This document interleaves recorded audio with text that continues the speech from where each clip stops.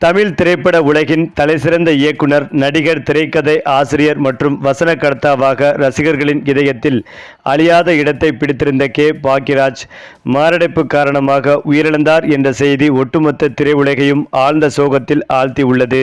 அவருக்கு வயது 73. நேற்று வரை சிரித்த முகத்துடன் திரையுலக நிகழ்ச்சிகளில் கலந்து கொண்டு நண்பர்களுடன் கலகலப்பாக உரையாடியவரை இன்று இல்லை என்ற செய்தி ஏற்றுக்கொள்ள முடியாமல் ரசிகர்களும் திரைப்பிரபலங்களும் கண்ணீரில் மூழ்கியுள்ளனர்.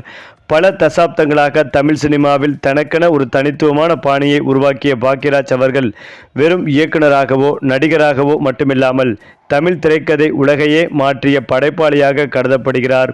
எளிய குடும்ப கதைகளில் நகைச்சுவை உணர்வு, காதல், சமூக கருத்து ஆகியவற்றை அழகாக இணைத்து மக்களின் வாழ்க்கையோடு தொடர்புடைய திரைப்படங்களை உருவாக்கியவர் என்ற பெருமை அவருக்கு சொந்தமானது.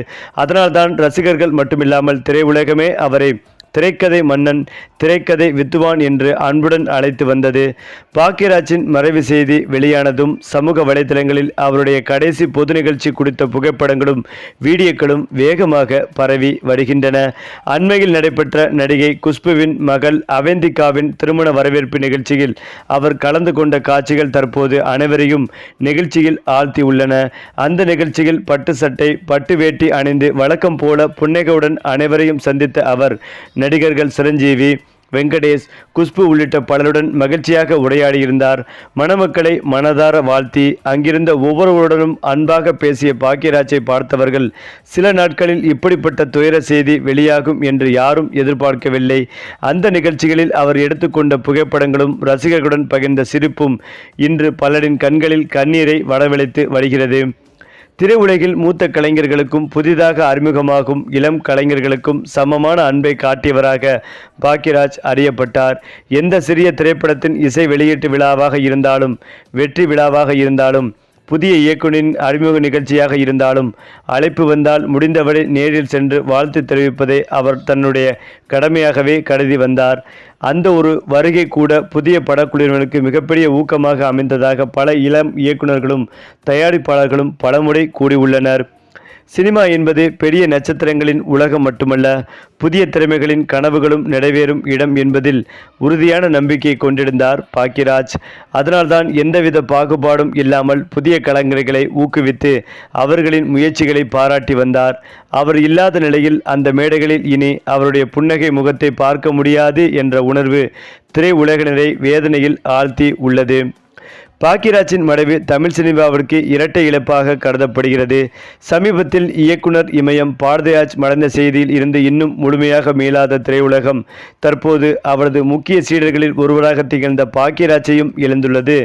உதவி இயக்குனராக பாரதிராஜாவிடம் தன்னுடைய திரைப்பயணத்தை தொடங்கிய பாக்யராஜ் பின்னர் தனக்கென ஒரு புதிய பாதையை உருவாக்கி தமிழ் சினிமாவின் மிகச்சிறந்த திரைக்கதை ஆசிரியர்களில் ஒருவராக உயர்ந்தார்.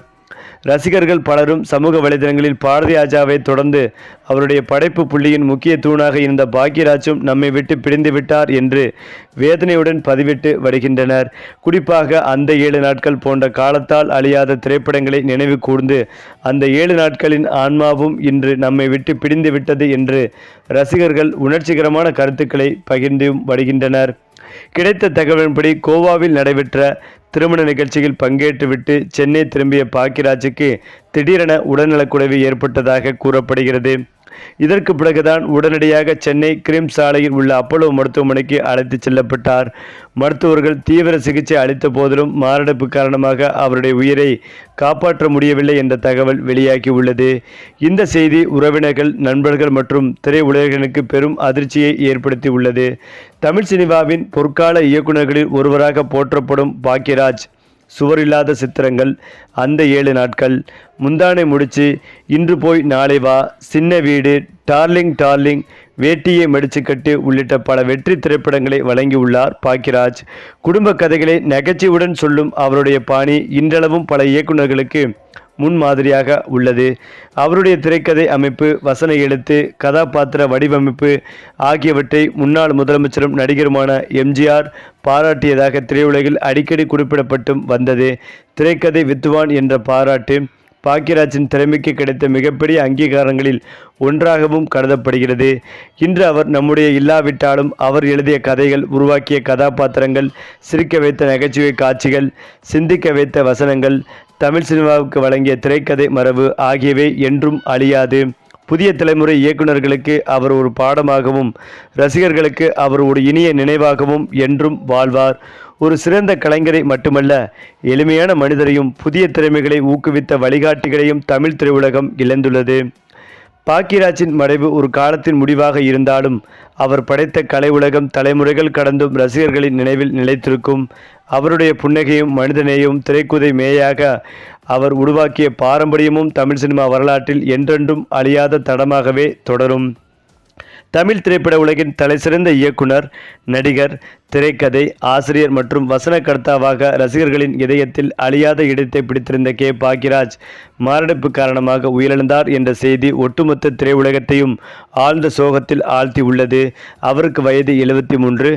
நேற்று வரை சிரித்த முகத்துடன் திரையுலக நிகழ்ச்சிகள் கலந்து கொண்டு நண்பர்களுடன் கலகலப்பாக உரையாடியவரை இன்று இல்லை என்ற செய்தியை ஏற்றுக்கொள்ள முடியாமல் ரசிகர்களும் திரைப்பிரபலங்களும் கண்ணீரில் மூழ்கி உள்ளனர். அது மட்டுமில்லாமல் பல குடும்பங்களில் காதல் திருமணம் என்றால் எதிர்ப்பு, கோபம், உறவுகள் முடிவு என பல சம்பவங்கள் நடந்து கொண்டே இருக்கின்றன.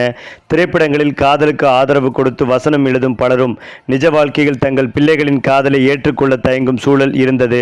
ஆனால் பாக்கியராஜ் அந்த வரிசையில் இல்லை. மகன் சாந்தனு நடிகை கீர்த்தனாவை காதலிப்பதாக சொன்னவுடன், நீங்கள் சந்தோஷமாக இருந்தால் அதுதான் எனக்கு முக்கியம் என்று எந்த தயக்கமும் இல்லாமல் சம்மதம் தெரிவித்தார் பாக்கியராஜ். குறிப்பாக இரு குடும்பங்களையும் ஒன்றாக அமர வைத்து பேசி திருமண ஏற்பாடுகளை நேரடியாக கவனித்து அந்த காதல் திருமணத்தை மகிழ்ச்சியான குடும்ப விழாவாக மாற்றியவர் பாக்கியராஜ் தான். அதிலும் முக்கியமாக பாக்கியராஜ் குடும்பம் எப்போதும் மகிழ்ச்சியாக இருந்தது என்று மட்டும் சொல்ல முடியாது. பல சோதனைகளையும் அந்த குடும்பம் சந்தித்துள்ளது. ஒரு கட்டத்தில் மகள் சரண்யாவின் தனிப்பட்ட வாழ்க்கை குறித்து பல செய்திகள் வெளியாகியது. காதல் தோல்வி, மன உளைச்சல், தவறான முடிவுகள் என பல தகவல்கள் பரவியது. அந்த நேரத்தில் குடும்பமே உடைந்து போகாமல் மகளுக்கு உறுதுணையாக இருந்து அவரை மீண்டும் இயல்பு வாழ்க்கைக்கு அழைத்து வர வேண்டும் என்பதில் பாக்கியராஜ் முழு கவனமும் செலுத்தியதாக அவருக்கு நெருக்கமானவர்கள் கூறியிருக்கிறார்கள். வெளியில் எதையும் பெரிதாக பேசாமல் குடும்பத்தை பாதுகாப்பதே ஒரு தந்தையின் முதல் கடமை என்ற எண்ணத்தோடு அவர் நடந்து கொண்டார். மேலும் பாக்கியராஜ் என்ற பெயர் இனி ஒரு இயக்குநரின் பெயராக மட்டும் நினைவில் இருக்காது. தான் படங்களில் சொன்ன குடும்ப மதிப்புகளையும், காதலின் அர்த்தத்தையும், மனித உறவுகளின் முக்கியத்துவத்தையும் தனது வாழ்க்கையிலேயே கடைபிடித்து காட்டிய மனிதராகவும் அவர் நினைவு கூறப்படுகிறார். அதனால்தான் இன்று அவருடைய மறைவால் குடும்பத்தினர் மட்டுமல்ல பல தலைமுறை ரசிகர்களும் ஒரு உறவினரை இழந்த வேதனையோடு கண்ணீர் அஞ்சலி செலுத்தி வருகின்றனர். இந்த நிலையில்தான் இயக்குனர் பாக்கியராஜ் அவர்கள் இறப்பதற்கு முன்பாகவே அவருடைய மகன் சாந்தனுவிற்கும் மகள் சரண்யாவிற்கும் உயில் எழுதி வைத்துள்ளதாகவும், இருவருக்கும் சொத்துக்களை சேர்த்துள்ளார். குறிப்பாக மகனுக்கு என்னதான் முக்கியத்துவம் கொடுத்தாலும் மகளை மறக்காமல் அவருக்கும் சேர்த்து உயில் எழுதி வைத்துள்ளதாகவும் ஒரு தகவல் பரவி வருகிறது. இந்த ஒரு தகவல் ஒட்டுமொத்த திரையுலகை மட்டுமில்லாமல் அவருடைய குடும்பத்தினரையும் மிகப்பெரிய சோகத்தில் ஆழ்த்தி வருகிறது.